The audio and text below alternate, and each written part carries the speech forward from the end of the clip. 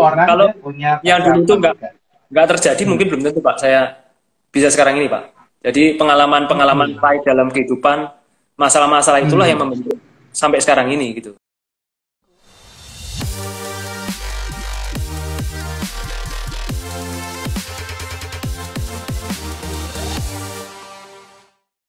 Hai guys, teman-teman The Consulting Lovers, welcome back to acara The Ngobis ya guys. Jadi hari ini kita akan ngobrol seru ya, karena hari ini teman saya ya, pengusaha sukses asli Solo ya, turun gunung guys ya, turun gunung. Jadi ini momen yang sangat langka ya guys, dimana beliau akhirnya sharing.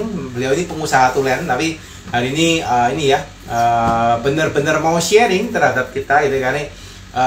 Dia mau bagiin, menurut saya, satu topik yang saya rasa kalian tidak akan bisa dapatkan di tempat lain ya, karena anyway dia mungkin hanya bagi di sini ya, dan di komunitasnya dia, karena dia punya beberapa, mungkin banyak macam perusahaan ya, 1, 2, 3, 4, 5, 6, 7, 8 guys, 8 perusahaan guys ya, dan ini very nice ya.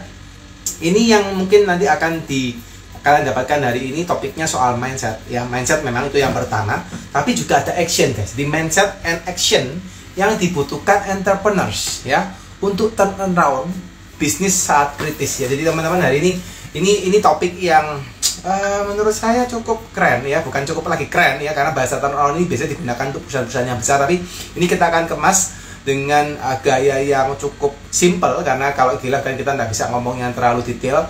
Tapi saya yakin dan percaya hari ini pasti dapat manfaat teman-teman yang hari ini nonton IG live-nya sampai habis ya. Jadi teman-teman silakan liatin, dan hari ini teman-teman juga boleh di Q&A ya, teman-teman boleh tanya terkait dengan ini ya, terkait dengan kondisi-kondisi yang mungkin kalian rasakan di bisnis Anda. Ini pembicara sudah hadir, saya langsung undang teman-teman ya, biar tidak kelamaan. Oke, Pak Andri. Halo Pak Dedi. Hai Pak Andri, apa kabar? Suaranya jelas Pak? Jelas Pak, jelas maksimal Pak. Oke, siap. Suaranya jelas Pak, terus fotonya juga jelas Pak, gantengnya sudah maksimal Pak. Iya. Iya. Ini lagi di rumah Pak Andri ya? Ya? Wah, mantap ini ya. Ini sudah lama nggak IG Live, ini pertama kali IG Live sama The Consulting ya Pak ya? Tahun lalu sempat IG Live 2 kali, cuma ya ini tahun ini nice. baru pertama kali ini tahun ini. Yes, nice. Guys, ini teman-teman ya, kesempatan berharga guys. Ini saya tadi ngomong, kalau di caption teman-teman yang lihat di IG saya tulis ini, jagoannya turun gunung ini. Ya. Ini Pak Andri jarang namanya dia IG Live guys, dan hari ini kita berhasil undang beliau untuk sharing gimana caranya Pak Andri bisa buka cabang-cabang, bisa buka perusahaan-perusahaan yang luar biasa guys ya. Dan hari ini kita mau belajar dengan beliau, orangnya sangat humble, orang yang luar biasa ya. Oke, Pak Andri, gimana kabar di Solo Pak Andri? Sehat-sehat semua Pak Andri ya? Sehat-sehat semua Pak. Jadi kondisi akhir-akhir ini sudah kondusif sih.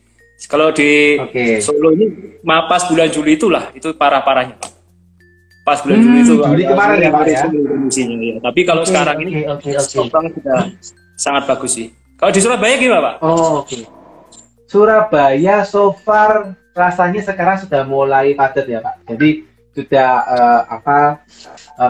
kayak paling gampang kan kita ngukurnya dari lalu lintas Pak, itu paling pertama ya. Lalu lintas sudah padat, terus mall ya. Mall ini juga kemarin kebetulan saya hari Minggu ada foto ke mall, saya ke mall juga, saya masuk, saya lihat juga sudah mulai ramai, tapi belum maksimal ya, belum 100%, karena kan nggak bisa, anak kecil kan nggak bisa masuk. Ya benar. Tapi udah mulai kok Pak, udah mulai. Ya. Karena PPKM perpanjang terus. Iya, ini moga-moga cepat turun ini Pak ya. Kalau nggak turun ini sudah pada jelek-jelek nih Pak. Wah, kita semua Pak. Iya.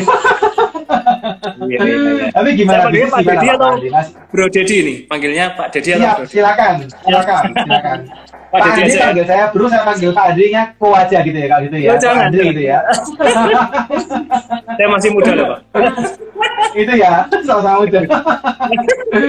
Oke. Kalau dari Bro Andri sendiri gimana? Di Solo sudah ini ya, bisnis kemarin COVID stagnan, menurun atau naik malah di COVID kemarin? Kalau overall ya Pak ya, mulai dari sebenarnya sebelum COVID yang pertama ya, tahun 2020 itu kita sudah bagus ya. Dari Januari, Februari, Maret itu kan masih bagus. Tapi kemudian Maret itu kan kita dihantam berita COVID. Ya Aprilnya itu, April itu ya saya rasa nggak hanya saya ya, semua di Indonesia mungkin ya merasakan. Dan memang sangat dampaknya sangat luar biasa ya. Omsetnya memang turun jauh. Tapi dengan kerja keras seluruh tim, kemudian kita banyak melakukan inovasi-inovasi, dan kita sekarang sudah terkenal lagi Pak, sudah rebound. Cuma memang kemarin sempat kehantam PPKM kemarin ini yang tidak disangka-sangka juga ya. Jadi sebulan itu juga pasti kena dampaknya. Cuma sekarang ini sudah kembali lagi normal sih, hampir normal lah. Kayak gitu. Jadi sekarang sudah kembali normal ya Pak Andri ya? Ya sudah mendekati normal ya. Gitu. Wah, nice. Itu luar biasa Pak. Masih beberapa bisnis saya masih sempat tanya, mereka masih belum steady ya, malah tahun ini katanya malah lebih parah katanya. Oh, gitu. Tapi kalau bisnisnya Pak Andri ini ya sudah kembali normal, nice Pak. Ini perlu diceritain nih, bisa normalnya gimana nih? Ya. Ini cocok kelihatannya Pak ya. Mantap. Oke Pak Andi, sebelum kita ngobrol Pak soal topik utama Pak, gitu ya, kan hari ini kita topiknya kalau saya lihat cukup ini ya, fantastis ya, karena ini judulnya saya yakin teman-teman pasti banyak belajar ya, karena judulnya soal mindset and action yang dibutuhkan entrepreneur untuk turn around bisnis saat krisis. Jadi salah satu judul yang menurut saya cukup wow, gitu, dan pasti banyak belajar. Nah, tapi sebelum kita nyampe ke sana Pak, sebelum kita belajar ke sana Pak, boleh enggak Pak? Kita pengen tahu nih Pak, gimana sih Pak kisah hidupnya dari seorang Andi Pak? Kok bisa sampai mendirikan gitu ya Cista Group ini sampai sebegitu kerennya? Gimana nih Pak ceritanya? Pengen denger nih Pak. Oke, ya Pak. Oke, sebelumnya saya mengucapkan terima kasih pada Pak Dedi juga, kemudian tim di consulting ya, yang sudah memberikan kesempatan ya pada IG Live malam hari ini. Juga terima kasih misalkan ada tim-tim saya yang boleh bergabung ya pada IG Live ini. Ya, bagi yang belum kenal saya, perkenalkan nama saya Andri Hakim ya. Kalau teman lama saya ada yang panggil Hakim, ada yang panggil Andri, ada yang panggil Andre, ya sama aja nggak apa-apa, whatever lah. Jadi saya nggak masalah mau dipanggil apapun ya. Usia sekarang saya mendekati kepala 4 Pak, mendekati ya. Ya, 2 tahun lagi. Mukanya masih kepala 2 ya Pak ya, mukanya Pak ya. Wah, amin masih kecling. Nggak ada gerutan loh Pak Andi kepalanya. Mantap nih. Iya. Oke. Jadi kalau saya flashback sedikit ya Pak ya, tahun 2004 saya lulus Pak dari Universitas di Bandung ya, Katolik Parahyangan. Kemudian saya sempat bekerja di perusahaan elektronik terkemuka di Indonesia, tapi saya nggak usah sebut namanya karena udah tutup Pak, udah bangkrut. Ya. Oke. Bangkrut sebagai manajemen trainee waktu itu saya di sales. Kemudian saya juga dipindahkan pertama di Jakarta, kemudian pindah ke Semarang, kemudian pindah ke Jogja, itu sekitar 1,5 tahun. Nah dari situ saya belajar jadi bawahan juga. Jadi kalau kita jadi leader, kita harus merasakan juga nih, menurut saya ya Pak, jadi bawahan. Ngerti rasanya dimarahin, rasanya ditegur ya, diberi kritik, masukan. Nah, itu penting juga untuk kita bisa memiliki nanti empati pada bawahan kita juga. Nah, setelah itu sebenarnya saya masih kerasan tuh Pak di perusahaan itu ya. Sebenarnya masih kerasan. Tetapi ada panggilan nih dari keluarga ya. Dari keluarga ada panggilan. Jadi orang tua saya, memang ada tokoh dari orang tua saya ini yang mengalami kesulitan keuangan gitu ya Pak, secara kesulitan keuangan, dan saya dipanggil untuk membenahi gitu ya, dan itu prosesnya luar biasa Pak, berdarah-darah ya, berdarah-darah. Maksudnya berdarah-darah gimana Pak Andi? Ya kita terus terang aja ya, itu terlilit utangnya cukup luar biasa, saya nggak bisa menyebutkan nominal di sini ya. Sampai selama 2 tahun pertama saya itu nggak gajian Pak, nggak gajian sama sekali. Dari bisnis saya nggak ambil sama sekali. Gajian Pak ya. 2 tahun ya Pak itu Pak ya. 2 tahun. Malah saya nyuntik dana juga, nyuntik dana ke orang tua dari hasil saya nabung di pekerjaan saya sebelumnya, sama waktu kuliah saya suntik ke perusahaan orang tua juga itu. Dan saya sih bersyukur ya, orang tua saya juga memberikan apa ya namanya legowo ya untuk memasrahkan bisnis ini kepada saya untuk saya benahi, karena kalau satu kapal 2 nahkoda tentunya sangat susah ya, kalau benar. Pasti ada perbedaan pandangan, ada bisa jadi konflik-konflik ya. Jadi itu kemudian setelah itu jadi dari toko itu kan saya berbenah, dan tahun 2008 saya mengajak istri saya membajak ya, tepatnya membajak sih. Membajak. Dia kerja di misalnya Jakarta. Itu belum jadi istri Pak, masih jadi calon. Oh masih calon istri Pak ya. Calon istri ya. Saya ini kan tahun 2009 2008 saya menyuruh dia untuk bantu saya juga ya. Tentu bantunya tidak hanya dengan tenaga semata, tapi juga pemikiran, juga dengan modal juga, dia juga ikut modal. Jadi kita bangun usaha-usaha itu Pak. Jadi benar-benar kita memulai usaha-usaha yang selain toko yang awal dari orang tua ini, kita dari nol Pak. Jadi nggak ada sama sekali istilahnya dimodali orang tua sama sekali nggak ada Pak. Itu. Ini malah jadi, bukan nol ya Pak, malah minus ya Pak Andri, kalau dari ceritanya Pak Andri ya. Kan sempat karena utang juga kan ya. Iya betul. Nah itu mungkin saya bisa katakan itu krisis pertama dalam hidup saya ya. Jadi sebelum krisis yang PPKM sekarang ini, dalam pandemi ini, saya sudah pernah mengalami krisis seperti itu gitu. Dan dari situ saya buka toko demi toko demi tentu ada yang gagal juga Pak. Ada yang gagal, ada yang tutup juga ada. Tapi sampai sekarang kita dari yang awalnya dari orang tua saya satu toko dengan karyawan belasan, saat ini kita ada 6 toko grosir, 2 toko di mall, 2 sales canvas, dan juga ada juga resto ya, tapi itu franchise resto. Yes. Dengan karyawan sekarang kurang lebih. Yang belakangnya CIQ itu ya Pak ya. Iya itu kita sekarang 100 karyawan. Dan puji Tuhan sekarang kita juga tidak ada hutang sama sekali di Pak, nggak ada hutang. Jadi nggak ada hutang karena memang pengalaman di masa lalu itu yang membuat saya agak hati-hati dalam mengambil hutang. Mungkin ke depan tetap kita butuh hutang ya, tapi posisi saat ini kita belum berencana mengambil hutang lagi gitu. Itu mungkin Pak saya sampaikan. Menarik ya Pak, ini menarik ya Pak. Saya baru dengar, meskipun kita juga cukup kenal ya Pak ya, maksudnya sudah cukup kenal lama gitu ya. Tapi saya dengerin ini kan baru hari ini Pak ya, dari Pak Andi langsung ya, dimana ternyata Pak Andi mulai ini dari bukan plus lah ya, zero atau malah mungkin mendekati minus karena ada terkait dengan utang, meskipun kalau di kolek ada barang dan kawan-kawan ya. Nah, terus Pak Andi kan asalnya juga dari ini ya, dari profesional sebelumnya, terus diajak langsung ke toko gitu ya. Mungkin juga kalau saya membayangkan di usia-usia itu kan ibaratnya mungkin, mohon maaf nih Pak, mungkin masih belum punya pengalaman banyak gitu Pak ya, masih keluar dari pekerjaan, lalu langsung disuruh ke toko, dihandlekan toko yang kondisinya ibaratnya kapal ini sudah bocor-bocor ya Pak, untuk sudah mau karam saya gitu ya. Itu apa Pak? Maksudnya yang perasaannya atau apa Pak? Yang dilakukan apa aja Pak mungkin yang waktu itu Pak? Mungkin ya yang paling utama sih saya menunda kesenangan Pak. Paling penting ya menunda kesenangan. Jadi pada usia-usia saat itu saya umur sekitar berapa itu? 23 ya. 23 itu ya tahulah ya Pak, anak-anak muda ya.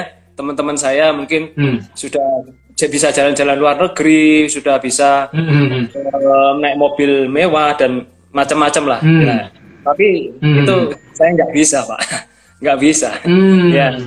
Ya jadi saya tunda terus kesenangan. Bahkan untuk menikah pun saya juga pas-pasan. Jadi saya juga waktu itu bisa nikah aja puji Tuhan saya itu. Ya bisa nikah, mengadakan pesta pernikahan pun saya bersyukur sekali bisa menikah gitu ya. Kalau mindsetnya apa ya Pak? Ya itu pertama menunda kesenangan. Terus yang kedua ya saya nggak ada pilihan lain Pak. Kepepet Pak. The power of kepepet. Seperti judulnya Pak Jaya Setiabudi itu ya. Tapi saya belum baca Saya kurang lebih tahu power of kepepet karena kalau misalkan saya sampai gagal, pasti kalau kita gagal membenahi ini pasti bebannya di saya Pak. Pasti saya dicap yang kegagalan pasti saya loh Pak. Nggak mungkin orang lain. Ya pasti itu. Jadi mau nggak mau ya kita harus bisa, apapun caranya harus bisa. Jadi ya itu mungkin semangat kerja keras, disiplin, ya terus belajar dan macam-macam lah. Tapi tidak lupa juga ya pasti ada berkat Tuhan juga ya, campur tangan Tuhan. Benar. Juga, kemudian juga dukungan support dari calon istri tadi Pak. Jadi dia juga tahu kondisi seperti ini, tapi dia tetap mau nikah sama saya Pak.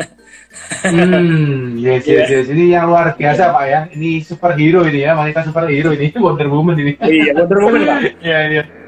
Iya. Jos nih Pak namanya Pak. Oke. Pak, pengen tahu Pak. Maksudnya waktu pertama masuk ke dalam sebuah toko gitu ya, di mana sebuah usaha ini kan Bapak bukan didirikan oleh orang tua gitu ya. Terus dalam perlimpahan gitu ya, itu juga terjadi baratnya kan kondisi yang kurang baik terus dilemparkan ke Bapak. Apa Pak yang terjadi waktu itu Pak? Gini Pak, kalau memang pada saat itu kan tentunya bawahannya banyak yang lebih tua ya Pak. Itu pasti, walaupun kita secara secara status kita seakan lebih tinggi ya. Ya, tapi kalau untuk leadership nggak bisa berdasarkan status Pak. Nggak bisa berdasarkan status, tapi kita harus mengambil hatinya dengan apa Pak? Dengan menunjukkan prestasi. Cara kita bisa memimpin bawahan lebih tua itu dengan kita harus bisa menunjukkan prestasi. Gitu. Jadi bisa dengan gebrakan-gebrakan, kemudian dengan ketegasan tentunya, tapi tetap mengedepankan kelembutan juga ya. Jadi tegas tapi tetap lembut. Seperti itu. Dan saya memetakan dulu Pak, nganalisa juga ini masalahnya di mana, aslinya di mana. Dan memang ujung-ujungnya memang seperti yang Pak Dedi katakan di depan ya, memang masalah utama para pebisnis awalnya di keuangan. Itu. Keuangan ini harus kita benahi ya waktu itu ya. Karena secara omset sudah lumayan bagus, tapi masalah keuangannya itu. Itu Pak. Jadi secara omset udah lumayan, tapi masalah ngelola uangnya aja Pak ya yang bermasalah gitu ya. Akhirnya mungkin bisa minus gitu ya. Iya. Oke. Pak, pengen gali lagi Pak. Tadi kan Bapak sempat sampaikan bahwa ada gebrakan yang dilakukan gitu ya. Kalau saya ini sharing aja maksudnya Pak. Kalau kita selama ini kan sudah sering menangani perusahaan keluarga gitu ya, dimana dari orang tua turun ke anak gitu ya, terus bertemu seperti yang Bapak lakukan gitu ya, terus kondisinya Bapak memimpin orang yang lebih tua gitu ya. Nah biasanya Pak yang sering kami temuin, bukan biasanya ya, yang beberapa lah yang kami temuin adalah ketika mereka pindah gitu ya, kadang-kadang ini antara anak ke karyawan yang lama ini nggak bisa ngatuk Pak gitu ya. Terus begitu nggak bisa ngatuk gitu ya, nggak bisa ngatuk itu bahasa Indonesia apa ya, nggak bisa nyambung gitu ya guys. Kalau teman-teman nggak bisa nyambung gitu ya, pemikiran nggak bisa nyambung ya. Terus habis itu yang masalah juga adalah orang tua itu juga punya pandangan kan, juga kan nyambungkan juga nggak gampang. Terus begitu Bapak nggak nyambung sama si karyawan komplain ke Bapak itu orang tuanya komplain ke Bapak. Nah itu gimana Pak? Itu gimana? Itu real itu, betul terjadi kok. Oke. Ya. Gimana ya? Kalau dulu saya pertama saya mengamati memang masalah utamanya di kedisiplinan. Ya, kedisiplinan. Jadi rata karyawan yang kinerjanya bagus dengan karyawan yang kinerjanya biasa atau bahkan jelek itu relatively ribetnya atau dapatnya sama, Pak. Jadi itu akan menimbulkan orang tidak mau memicu kemampuan yang terbaik. Itu yang pertama ya. Kemudian yang kedua saya lihat ya memang pengaturan keuangan tadi dan saya menunjukkan mungkin keteladanan. Kita harus jadi role model bagi mereka walaupun usia yang relatif masih muda. Kita yang seperti saya katakan Pak, kita harus menunjukkan fungsi juga, kita juga harus mau disiplin dan kita juga harus mau mendengar mereka juga sih. Ya, ini kita juga nggak boleh semaunya sendiri menang sendiri, tapi kita harus mendengar juga gitu. Dari salah satunya pemimpin juga harus mau mendengar gitu Pak. Yes, nice. Tadi saya sempat dengar keuangan ya Pak ya, Bapak kan sempat cerita bahwa keuangan yang bermasalah. Pak boleh nggak Pak, kalau mungkin nggak konfidensial gitu ya, maksudnya yang terjadi seperti apa, lalu Bapak nangani seperti apa Pak di sisi keuangannya Pak? Kalau nggak konfidensial ya Pak, maksudnya kalau nggak sampai yang terlalu private ya, tapi kalau private ya monggo jangan dijawab nggak apa-apa. Oke, ya gini kalau wah ini kok topiknya jadi sini ya. Nggak apa-apa lah. Maksudnya biar teman-teman juga belajar Pak, kan karena aspeknya kalau ngomong masalah keuangan nih yang bermasalah. Mungkin kalau nggak usah sebut angka Pak, kalau sebut angka. Kita ngomong kasusnya apa terus hitung ya. Secara ini coba Pak Dedi hitung kalau misalkan hutangnya itu kurang lebih 30 kali omset bulan, 10 kali dari omset sebulan, kira-kira gimana Pak? Besaran hutang 10 kali omset sebulan. Oke. Nah itu kondisinya dulu seperti itu ya. Dan ya pasti minus. Gitu. Itu ya saya ngomong kasaran gitu aja ya Pak. Gitu. Yes Pak. Yes. Ya, itu jadi waktu kondisi itu dan itu yang memicu saya, dan ini berdampak untuk yang sekarang ini Pak ya. Sekarang ini kan PPKM. Nah, Pak PPKM pandemi ini, jadi saya bisa aplikasikan yang terjadi waktu itu untuk sekarang ini. Itu. Jadi yang paling penting sih analisa ya. Analisa laporan keuangan juga. Jadi waktu yang saya benahi waktu itu belum komputerisasi jelas. Waktu tahun itu ya kita langsung komputerisasi dulu. Karena kalau nggak komputerisasi kita cuma pakai pemikiran, cuma pakai bayangan Pak ya. Bayangan aja nggak bisa Pak. Nggak bisa. Harus ada data yang konkret. Harus ada data yang konkret yang kita harus stok opnam juga waktu itu. Nah itu yang kita lakukan Pak. Nah saya juga masih ingat sekali Pak, waktu saya ikut seminarnya Pak Dedi, mungkin Pak Dedi ingat ya, itu di laporan keuangan kita harus membandingkan tuh Pak biaya tiap bulan, analisa secara horizontal Pak. Saya belajar Pak Dedi juga itu waktu itu, jadi harus analisa biayanya, itu analisa secara vertikal maupun horizontal ya. Nah itu yang saya lakukan juga saat pandemi ini, jadi kita bisa tahu BIP-nya berapa, ya seperti itu sih Pak. Itu. Yes. Ini nice ya guys. Jadi ini mungkin rata konfidensial. Tadi thank you Pak Andi sudah sempat sharing ya. Kita nggak pengen ini, maksudnya teman-teman kita nggak perlu ingin ngulik terkait dengan angka, tapi ini bayangkan guys bahwa kondisinya ini sekarang perusahaan yang jadi Pak Andi itu memiliki utang yang besar, gitu ya. Dan yang dilakukan nggak bisa guys, ketika kalian punya utang, terus habis itu ya udah asal jalan aja. Jadi Pak Andi tadi lakukan keren banget. Langsung switching, pindah ke sistem ya, punya laporan keuangan, dianalisa apa yang bisa dihemat, apa yang bisa dilakukan, dan satu persatu dikatain guys ya, sampai akhirnya bisa sekarang zero utang, punya karyawan meningkat 10 kali lipat juga ya Pak ya, dari awal masuk ya Pak ya, dari 11 orang ke 100 lebih orang. Kalau ya, punya yang dulu itu nggak terjadi mungkin belum tentu Pak saya bisa sekarang ini Pak.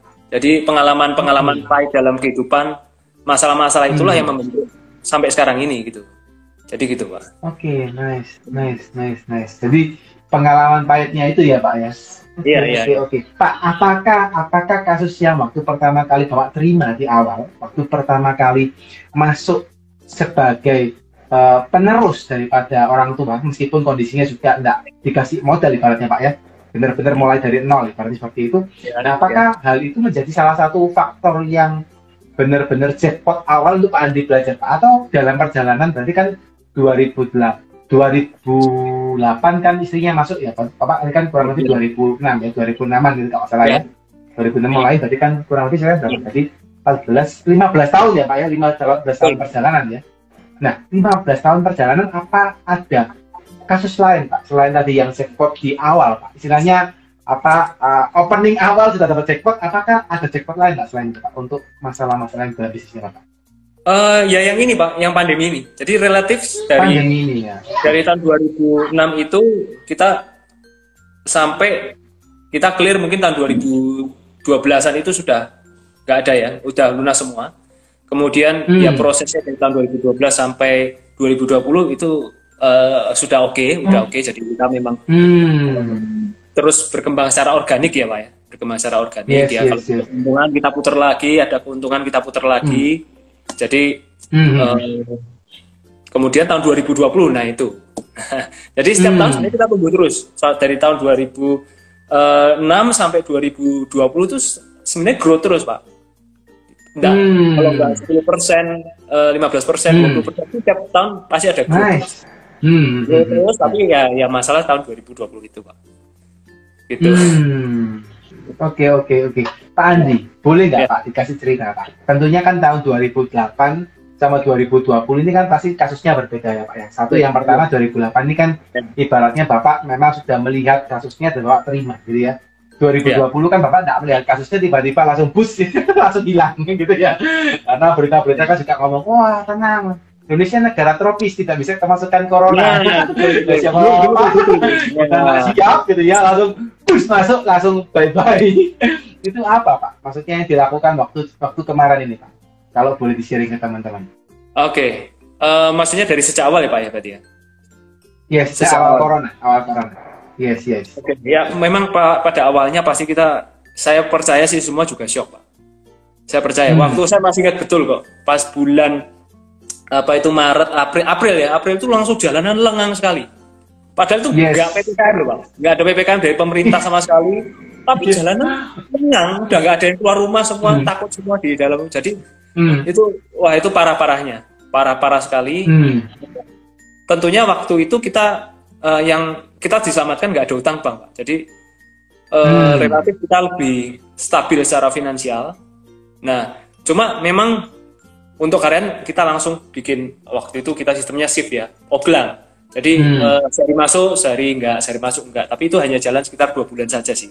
Jadi hanya bulan April, Mei, dan kemudian setelah itu kita kembali seperti normal. Gitu. Ya, tentunya yang penting ya Pak. Penting ke waktu itu saya tetap ada target Pak. Jadi walaupun di tengah pandemi, kita tetap harus ada target. Minimal target itu. Jadi target yang pandemi. Jadi saya tetap memberikan karyawan memberikan target-target. Karena kalau kita nggak punya target, kita nggak punya goal, cenderung kita nggak mungkin bisa untuk melalui itu, Pak. Karena dengan adanya goal atau dengan adanya target itu yang bisa mendorong kita untuk mengeluarkan kemampuan yang terbaik kita, gitu. Jadi dengan adanya target-target, kemudian kita bisa survive, lolos dari pandemi ini, Pak. Gitu. Oke. Boleh sharing nggak Pak? Karena kan saya yakin dan percaya Pak, menerapkan target ini kan Bapak memaksa timnya gitu ya, maksudnya untuk mencipta target ya. Yeah. Tapi saya yakin dan percaya Pak, nggak semua orang itu bisa melakukannya, atau nggak bisa semua tim itu bisa, waduh pandemi ya, ini mau dikasih target lagi kan gitu ya Pak ya. Apa Pak yang dilakukan Pak? Ini kok bisa sampai menurut saya amazing ya Pak ya, dalam kondisi itu malah bisa masih punya target, bahkan Bapak bisa achieve the target. Itu apa Pak yang dilakukan?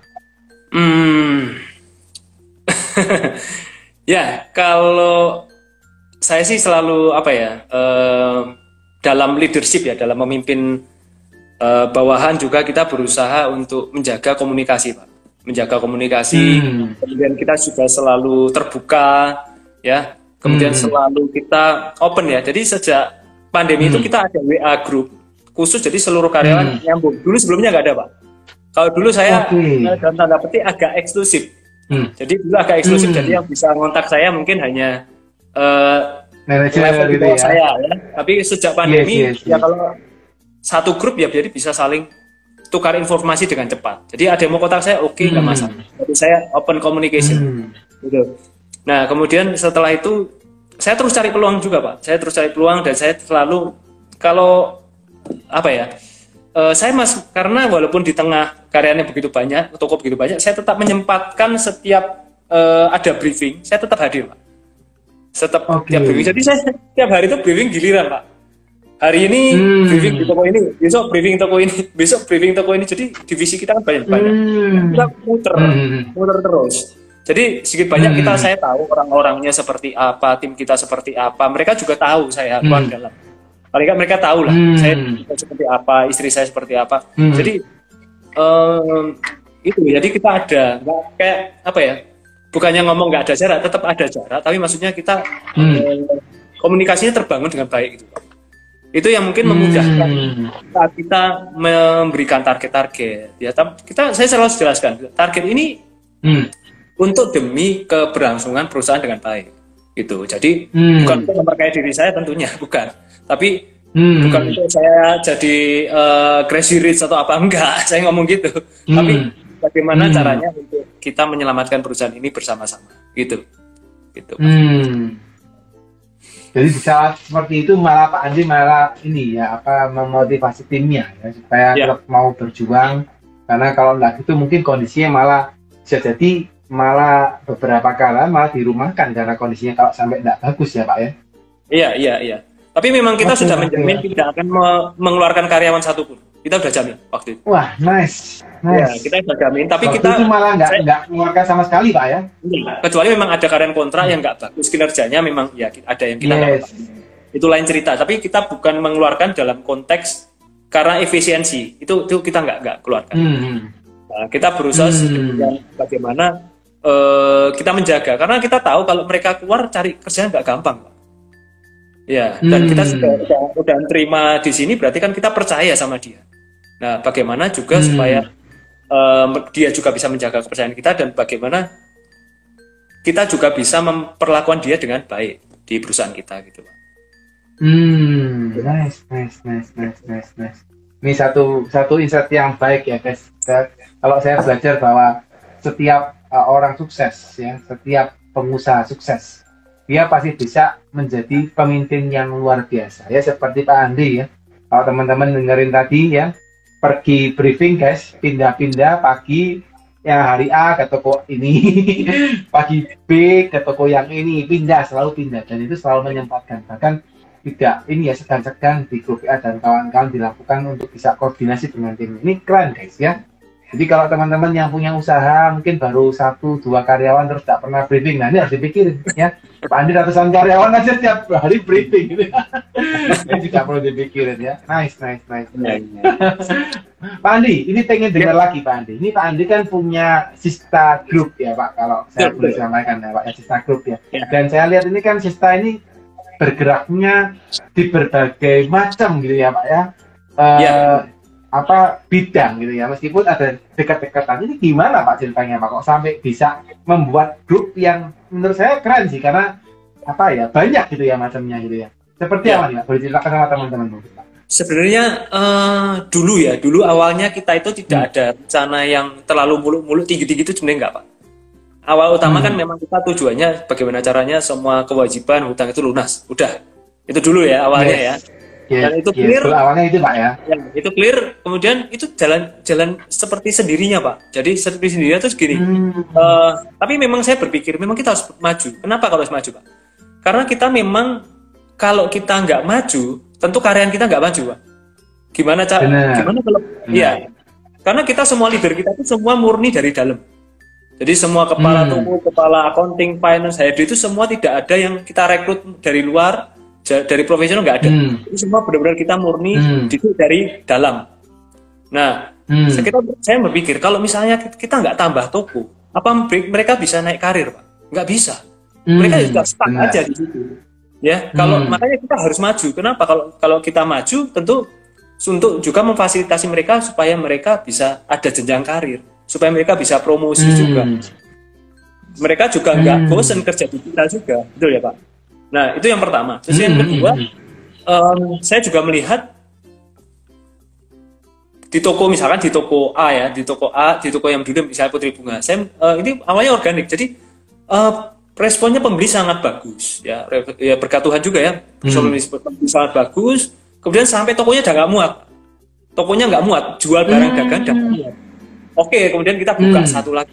Barangnya nggak muat Pak ya, sampai banyak ya. Akhirnya kita buka khusus. Jadi barang ini udah nggak di toko ini, kita buka di satu toko, buka toko lagi, dan memang bergeraknya seperti itu. Dan memang dengan toko ini pindah ke sini itu nggak toko yang lama ini nggak turun tapi omsetnya Pak. Nah uniknya di situ. Jadi diambil barangnya, tapi omset nggak turun karena display yang ada itu bisa diisi barang-barang lain, itu yang di toko yang lama, dan masih tambah omset dari toko yang baru. Dan ini semua toko saya di satu jalan, daerah di satu jalan yang sama Pak. Satu jalan, jadi kita kayak map kotak Pak. Jadi semua toko saya depan semua. Jadi kayak kita strateginya kayak mengepung di daerah grosir gitu. Oke. Ya seperti itu. Nice. Jadi ini menarik ya Pak. Itu Bapak buka toko karena kondisinya pas jualan barang itu memang kondisinya rame, barangnya nggak cukup, akhirnya dipindahkan toko lain. Betul. Tentunya kan kalau kita jual di toko lain pasti jauh lebih komplit, ya. Yes. Kita kayak start dari nol lagi, tapi kan kita pertama kita sudah punya database juga. Spesifik. Kita punya database customer yang sebelumnya. kita juga sudah walaupun memang nggak mudah juga ya, karena memang kita create new product kategori ya namanya ya, create new product sendiri dan tapi itu berhasil Pak. Ya bersyukurnya itu berhasil. Ya, seperti itu. Nice. Ya. Jadi menarik ya Pak ya. Jadi ini kalau saya dengar itu kok rasanya gampang gitu Pak ya. dari jalan gitu ya, organik, besar, buka toko, jalan lagi gitu. Nah ini jadi, Pak Andi betul ngomong enggak nih Pak? Keuntungannya kita Pak Andi ngomong sempat. Ya mungkin yang nggak mudah menahan diri ya. Kalau biasanya kan kalau kita udah punya keuntungan segini, wah ya kita bisa untuk apa, bisa untuk belanja, bisa untuk beli apa, enggak. Kita coba kita tetap tahan ini, putar buka toko lagi, putar buka toko lagi, putar buka toko lagi seperti itu. Ya, kalau kita boros, kita sembarangan ya mungkin nggak ada. Mungkin tokonya cuma 1-2 aja. Gitu. Yes. Oke, nice. Jadi ini menarik juga ya Pak Andi. Keuntungan diputar lagi buka toko lagi, keuntungan diputar lagi buka toko lagi. Apa ada teknik khusus Pak? Maksudnya misalnya dari sisi marketing apa yang dilakukan, dari sisi mungkin apa promosi ke customer apa yang ini dilakukan sampai akhirnya yang dari buka pun bisa tertami, yang ditinggal juga tertami Pak. Apa Pak mungkin Pak yang dilakukan Pak? Atau biasa aja seperti organik aja? Kalau dulu ya Pak, dulu sebelum pandemi sama sekarang saat pandemi sangat berbeda, sangat berbeda. Kalau yang dulu memang kita lebih banyak mengandalkan offline, ya mengandalkan offline, mengandalkan customer yang ada, kemudian mengandalkan database, ya. Nah kalau ini sekarang nggak bisa. Sekarang kita strategi marketing kita banyak cari customer baru.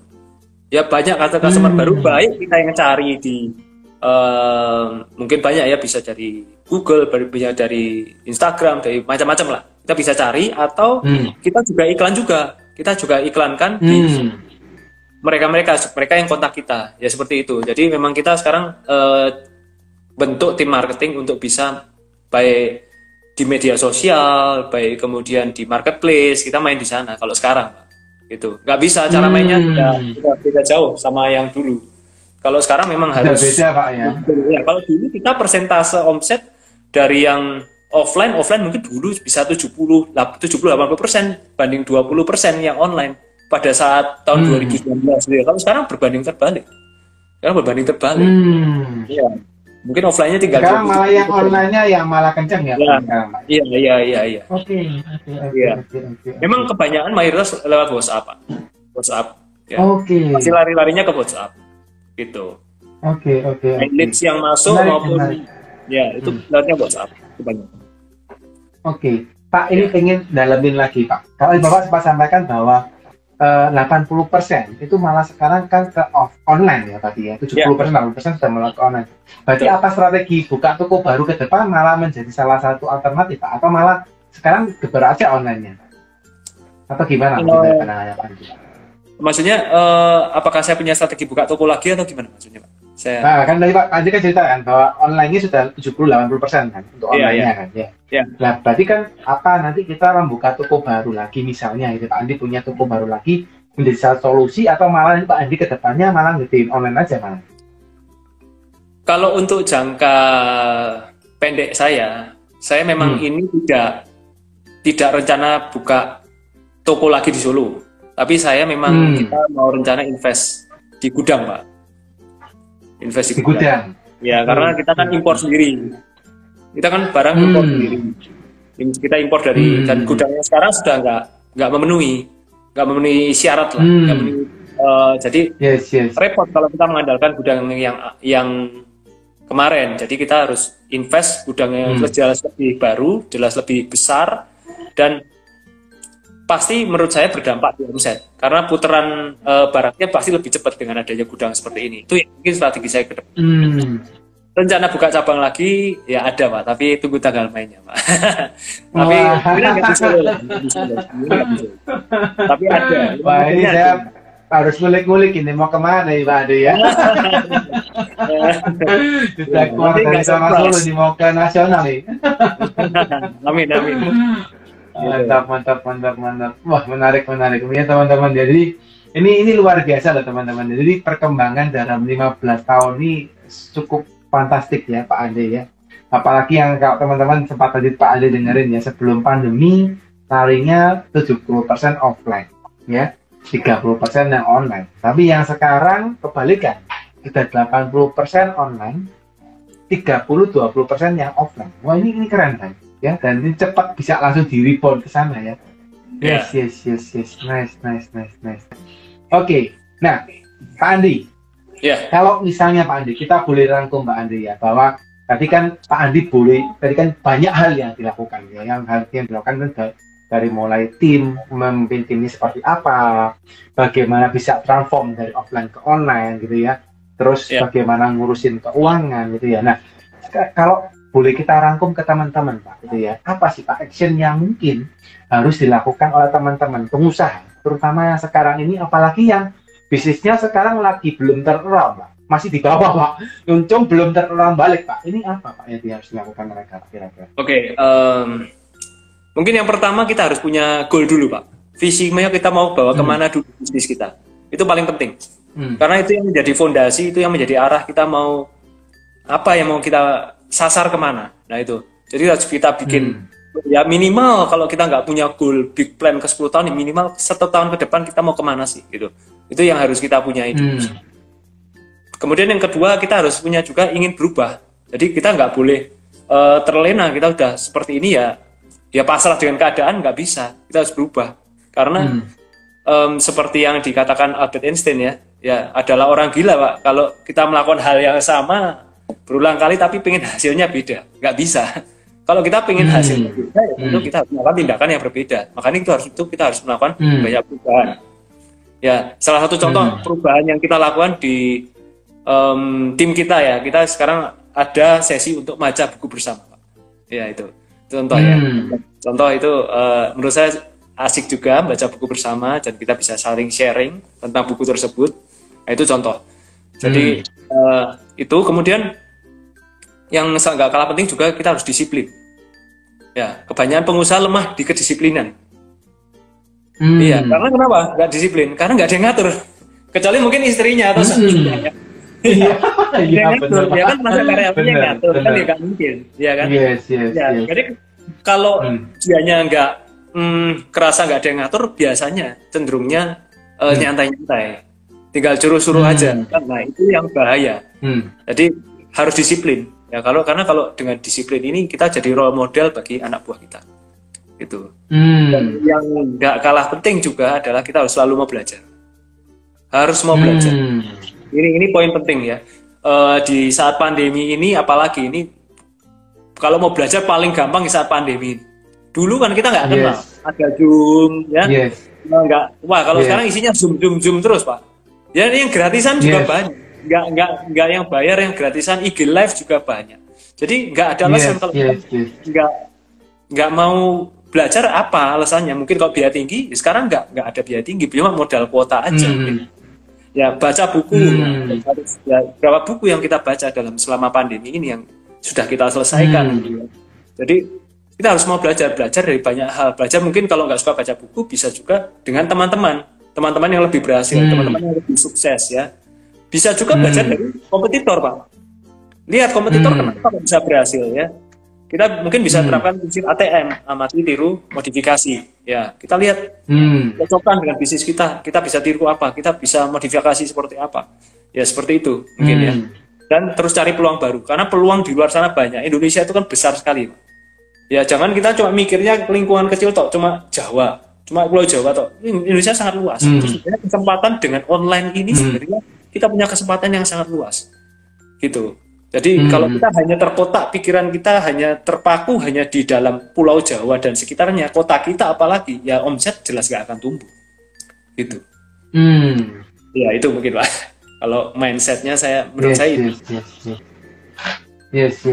Ya teman-teman ya, ini yang perlu diperhatikan ya teman-teman ya. Dan satu ya, goal ya teman-teman mesti punya dulu goalnya apa gitu ya. Terus kemauan ya untuk berubah ya, terus harus mau belajar ya, disiplin ya, dan kawan-kawan ya. Jadi banyak banget yang Jadi teman-teman kalau boleh dikatakan jadi pengusaha itu enggak gampang gitu ya. Bukanya gampang, mempertahankan yang enggak gitu ya teman-teman. Oh enak jadi pengusaha gitu ya, kelihatannya gitu ya. Wah tokonya banyak gitu ya. Terus misalnya pakai yang mobil mewah gitu ya, apapun gitu ya, kelihatannya enak ya. Tapi waktu jalan ya tanya sama Pak Andri itu disiplinnya gimana tuh ya. Pagi bangun gimana. Ya, 24 jam Pak kerjanya kalau pengusaha Pak. Pas tidur juga ngimpinya kerja.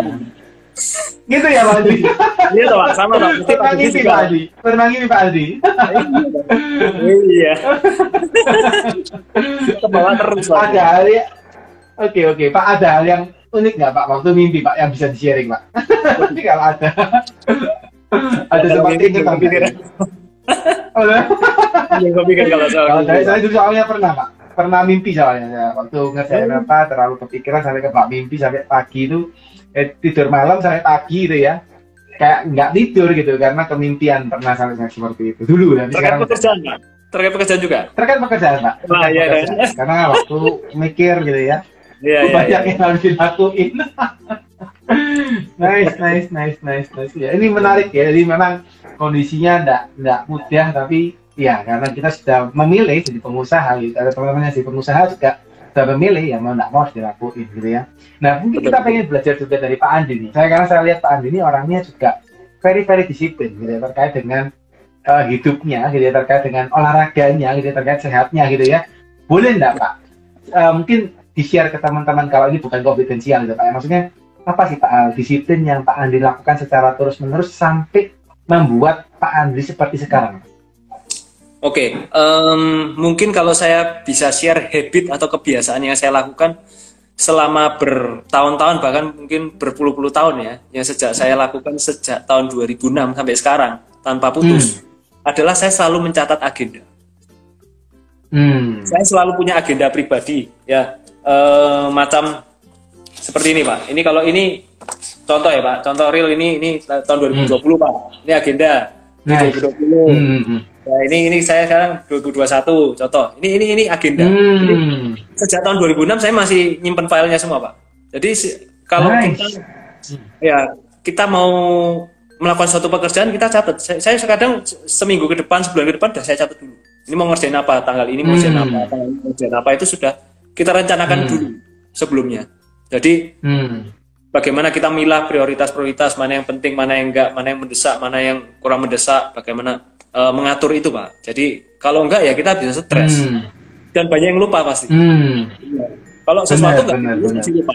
Apalagi kita ngomong secara lisan, kalau enggak ditulis pasti banyak lupanya. Gitu. Itu mungkin habit yang saya selalu lakukan. Kalau mengenai olahraga, saya baru setahun terakhir sejak pandemi sebenarnya. Sebelumnya saya nggak rutin olahraga. Ya baru mulainya ya setahun apa? Lari ya, olahraga lari. Tahun ini Pak ya. Setahun ini ya. Setahun ini. Ya, saya turun berapa kilo ya? Saya dulu berat sekitar 70 lebih lah ya. Sekarang beratnya 64 65. Ya. Itu. Wow, turun banyak Pak ya. Luar biasa. Mungkin kira-kira konsisten itu ya berolahraga lari juga ya itu mungkin ya berusaha lah. Kalau kita cari misalkan kita sibuk cari uang tapi nggak pernah jaga kesehatan, nanti uangnya lari untuk ngobati kesehatan kita. Ya ada benar. Iya benar. Iya. Gitu. Jadi ini Bapak yang amazing ya Pak ya. Jadi dari tahun 2006 itu rutin nyatat agenda ya Pak. Dan filenya sampai sekarang masih ada Pak ya. Masih ada. Keren. Ya. Jadi saya bisa tahu misalkan tanggal ini saya melakukan apa masih ada Pak. Oke. Ya, karena saya tulis 2006 itu lama loh Pak. 2006 itu Pak. Itu berarti mungkin lebih tua daripada anaknya Bapak ya Pak ya. Oh iya, saya tahun 2011 lahir. Oke, benar ya. Jadi kan Bapak kan katanya 2008 istri baru mau masuk ya. Jadi ya, 2009. Betul. Oke. Ini menarik guys ya. Jadi ternyata habit setiap pengusaha ini berbeda-beda. Dan ini saya baru tahu juga dari Pak Andi guys ya. Beliau rajin membuat tas to do ya. Buat teman-teman juga yang sebagai pengusaha ya. Penting banget kalau kalian punya apa yang harus dilakukan. Karena seperti Pak Andi ngomong tadi ya, bahwa ketika kita mau melakukan sesuatu, kita ini tidak punya apa namanya pendorong. Jadi kita ini tidak ada yang dorong, kita tidak ada yang menyemprit, pasti nggak ada polisinya gitu ya. Kalau Anda bekerja di perusahaan sebagai profesional, ada yang nyemprit guys, ya atasan Anda, manajer Anda, HRD itu bisa. Tapi begitu Anda bekerja sendiri guys, nggak ada yang nyemprit. Ya, jadi mau nggak mau harus tahu apa yang harus dilakukan dan create. Ya kadang-kadang kalau saya sendiri pengalaman nih Pak Andi sharing gitu Pak Andi, kadang-kadang kalau nggak ada kerjaan malah bingung gitu ya, apa yang dilakukan gitu ya. Sampai stres, oh iya, ini ada pekerjaan ya, akhirnya mikir ya, pekerjaan yang dilakukan gitu ya. Oh enggak gitu malah stres ya. Nah ini kalau saya Pak Andi, kan Pak Andi pernah ngalamin tidak seperti itu? Jadi contohnya gimana Pak? Tadi misalkan ada pekerjaan. Misalnya lagi nggak ada kerjaan, kalau nggak ada kerjaan malah stres. Saya hampir nggak pernah ya Pak. Pengen saya kayak gitu. Nggak pernah Pak ya? Nggak pernah. PR-nya banyak soalnya. Pak Andi. PR-nya banyak. Jadi misal pun nggak ada kerjaan pun ya cari-cari kerjaan sendiri sebenarnya. Misalkan mungkin kita bisa cari sistem apa ya yang belum kita bikin. Kemudian misalkan karyawan mana ya yang mungkin belum lengkap. Apa yang bisa kita revisi, apa yang bisa kita perbaiki. Apa yang kita bisa flashback lihat-lihat agenda yang dulu. Oh ya ini ternyata ada yang belum selesai. Ya, seperti itu Pak. Jadi kalau nggak ada kerjaan kayaknya sih hampir nggak mungkin kalau saya ya. Yes. Pengen malah. Pengen. Kadang ya seperti itu gitu. Oke, nice. Ya buat teman-teman ini pasti insight yang menarik ya guys. Jadi apa yang dilakukan Pak Andri terhadap bisnisnya ini macam-macam ya guys. Jadi kalau teman-teman ikutin dari awal tadi yang beliau ceritakan ya, mulai dia mendapatkan utang ya, maksudnya bukan mendapatkan utang ya, mendapatkan perusahaan, terus dilimpahin perusahaan plus utangnya gitu ya, terus akhirnya sampai bertransformasi macam-macam sampai sekarang ini luar biasa banget ya. Ini pasti teman-teman banyak belajar juga. Pak, mungkin ini pertanyaan terakhir Pak dari saya Pak sebelum kita akhirin ya Pak Andri ya. Kalau Pak Andi sempat melakukan gitu ya Pak selama 15 tahun berbisnis Pak gitu ya. Faktor apa Pak yang menurut Pak Andri paling susah untuk Bapak lakukan? Atau faktor di bisnis yang seperti apa yang menurut Pak Andi paling susah untuk Pak Andi lakukan kira-kira Pak? Oke, jadi selama 15 tahun terakhir ya Pak. Yang paling susah ya? Paling susah? Yes. Oke, ini pertanyaannya nggak gampang dijawab ya.